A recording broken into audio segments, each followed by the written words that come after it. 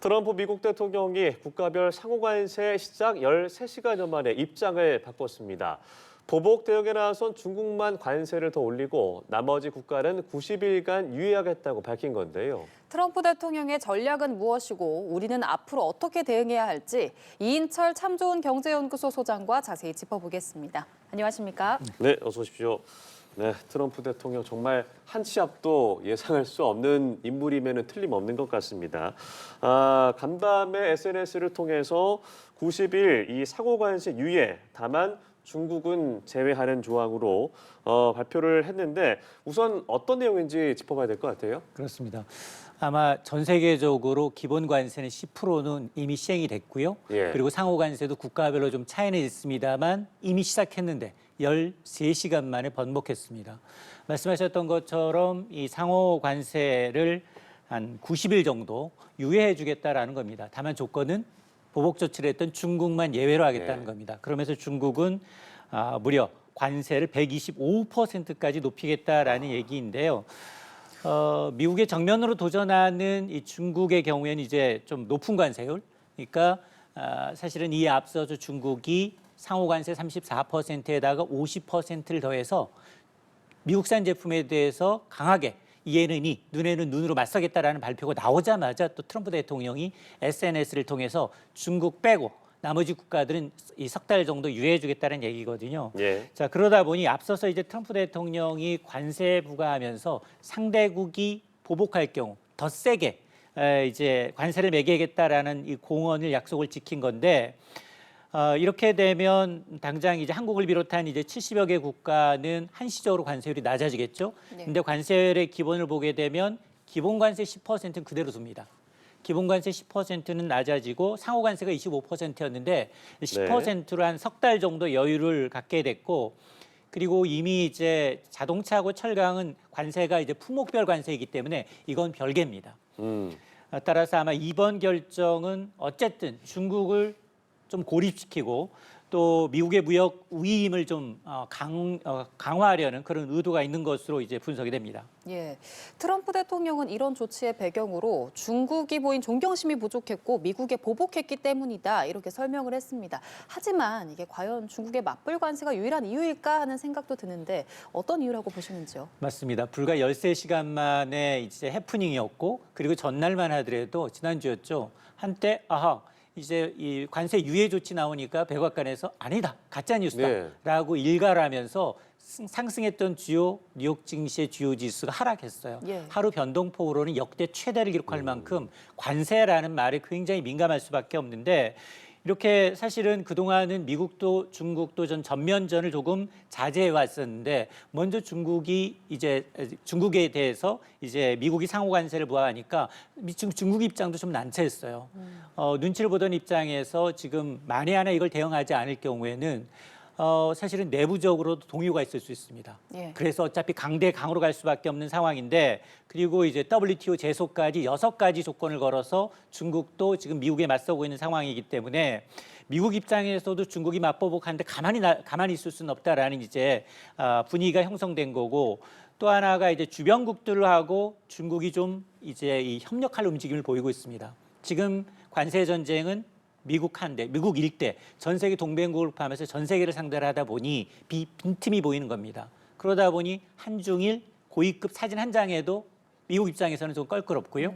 여기다 최근 들어서는 중국이 유럽연합과도 협업할 움직임을 보이고 있으니까 이런 걸 모두가 감안하게 되면 여기서 전면적으로 트럼프 대통령이 전 세계와 싸우는 것보다는 중국과 1대1로 붙어서 중국을 좀 먼저 잡고 그리고 이제 나머지 국가들은 아직은 보복에 나서지 않았기 때문에 이런 국가들한테 유예를 줌으로써 이제 조금 이득을 취하려는 그런 이제 그런 것임을 이제 알 수 있습니다.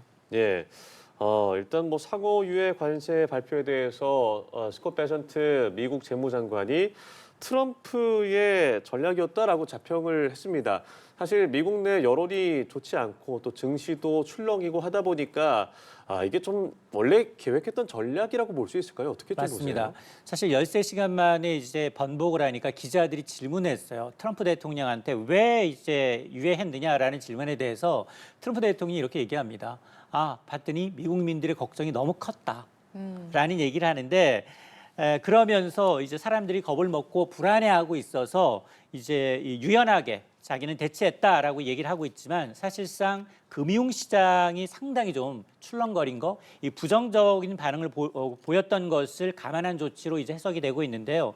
실제로 상호 관세 부과 이후에 지난 주말 이틀 동안 뉴욕 증시 시가총액이 거의 6조 6천 달러, 거의 1경 가까이 증발했습니다. 네. 사실 상호 관세의 목적이 재정 적자를 축소하고 그리고 제조 부활을 꾀하는 건데 지금 미국의 국가 채무가 거의 5경이 넘거든요. 5경 36조 달러가 되는데 지금 이틀 만에 6.6조가 이제 증발했기 때문에 거의 20% 가까이 허공으로 사라진 셈입니다. 네. 여기에다가 이번 주 들어서는 어떤 징조도 보이느냐? 미국 10년물 국채가 갑자기 급락하는 겁니다. 이 얘기는 뭐냐? 아하, 이 배경에는 중국이 지금 대량으로 미국의 국채를 내다 팔고 있는 게 아니냐? 이게 그동안은 이제 이 관세 전쟁에서 이게 이제 통화 전쟁으로 확전이 되게 되면 이렇게 중국이 대규모 물량을 내놓고 인위적으로 위안화 가치를 낮추게 되면 이 시장에 풀린 달러 때문에 어차피 금리로 올라갑니다. 그런데 앞서 얘기했던 것처럼 지금 이미 5경이 넘는 국가 채무에 대한 이자 부담이 1,000조가 넘습니다. 예. 이게 미국의 국방비를 초월하고 있기 때문에 이걸 이제 차단해야겠다라는 의미에서 아마 이제 이 중국에 대한 어떤 이런 외환 시장으로의 확전을 차단한다는 측면에서도 아마 이제 금융시장 불안에 아마 이제 이 국민들의 이제 부정적 반응을 고려했다라는 말이 나오는 대목입니다. 예. 그런데 상호관세 유예 발표가 나오면서 뉴욕 증시는 수직 상승했습니다. 국내 증시와 환율도 회복세를 보일지 궁금한데 좀 변화가 있을까요? 너무 많이 올랐어요. 지금 네. 뭐 나스닥은 12%, 네. 그리고 대형주주 S&P 500 지수가 10%, 거의 24년, 17년 만에 최고 상승폭을 기록할 정도로 많이 올랐고 다우 지수도 7%가 올랐습니다. 그리고 가장 걱정했던 건 환율이에요. 어제 이제 글로벌 금융위기 이후 2009년 이후에 16년 만에 최고치를 기록했거든요. 1,480선을 웃돌았어요. 예. 다행히 이제 야간 거래에서는 1,472원으로 마감을 해서 오늘 아마 조금 있으면 개장하는 이제 국내 증시, 예. 국내 환율 조금은 안정세를 보일 가능성이 높아 보이는데 다만 이게 불확실성이 끝났느냐? 그렇지는 않습니다. 오히려 환율 같은 경우에도 환율이 원화 가치가 상승할 요인보다는 하락할 요인이 더 많아졌어요. 이 달러와 이제 이 원화는 어차피 이제 어떤 국가의 어떤 체력이 비유하게 되는데 최근 3년 동안 미국의 성장률이 한국을 추월하고 있습니다.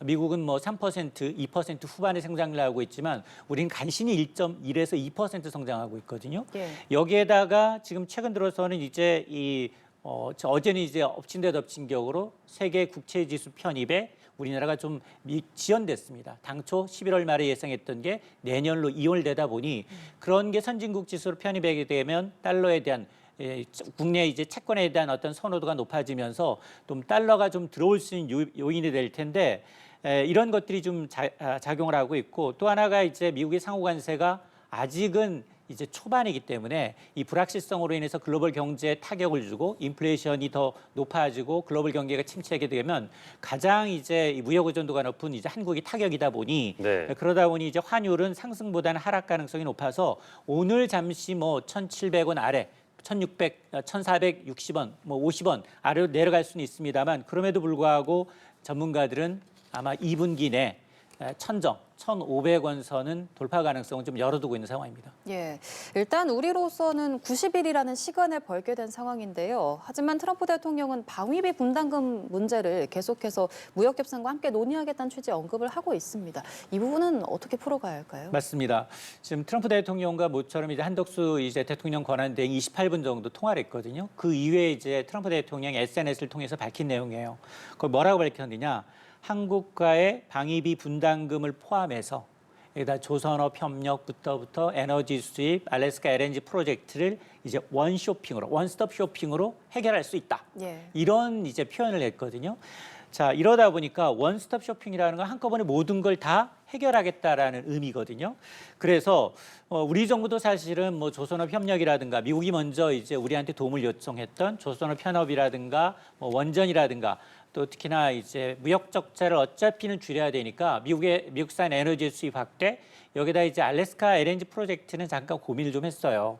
알래스카 주지사가 와서 우리한테 협업을 요청을 했지만 이게 경제성을 이유로 글로벌 정유사들도 조금은 이제 이 회피하는 이전 프로젝트이기 때문에 이걸 우리가 과연 해야 되느냐라는 이제 논란이 있었지만 그래도 지금 우리가 대규모 무역 적자를 해소할 수 있는 방법이 많지 않기 때문에 이걸 한다라는 전제에서 협상 카드로 사용하려고 했는데 어차피 지금 가장 중요한 건 방위비 분담이거든요. 원쇼핑한다고 했기 때문에 궁극적으로 방위비 분담은 왜 중요하느냐. 네. 매년 나가는 고정비예요. 나머지나 에너지 수입이라든가 그건 우리가 어느 정도 이제 필요하거든요. 실제로 LNG의 경우에는 미국산 수입 비중이 지난해 말 기준 한 12%밖에 안 되고 나머지 전부 다 이제 중동에서 수입을 하고 있기 때문에 뭐 수입처를 바꾼다라는 의미에서 그리고 무역 수지 해소 측면에서는 나쁘지 않은 선택이지만 그러나 방위비 분담금은 고정 비용으로 매달 나가잖아요. 그리고 이전 바이든 행정부 당시에 이미 체결한 게 있는데 그걸 무마시키면서 이미 지난해 대선 유세 때부터 이제 왜 한국을 미국인의 세금으로 이제 이 방위해줘야 되느냐 네. 이런 이제 논리로 이제 하고 있기 때문에 특히나 이제 한국을 머니머신 현금 인출기라고 언급을 하면서 100억 달러를 요구했거든요. 100억 달러라는 건 거의 14조 한 뭐 7천억 상당을 이제 내야 한다라고 주장을 하고 있는데 이전 바이든 행정부 당시에 얘기한 게 2026년 기준 방위비 분담금이 한 1조 6천억 원이에요. 그리고 앞으로 2030년까지 매년 소비자 물가 상승률 뭐 한 2에서 3% 내외로 이제 올려주면 되는데 이걸 전부 파기하겠다는 겁니다. 그러다 보니 한마디로 모든 무역 협정, 관세 협정이 끝나고 난 다음 우리한테 내밀 청구서는 뭐냐? 바로 방위비 분담금. 현재 기준됐던 것보다 9배 이상 높은 청구서.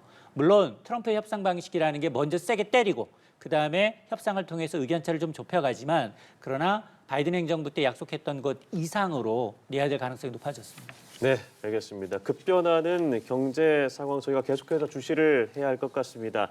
지금까지 이인철 참 좋은 경제연구소 소장과 자세한 내용 다뤄봤습니다. 고맙습니다. 고맙습니다.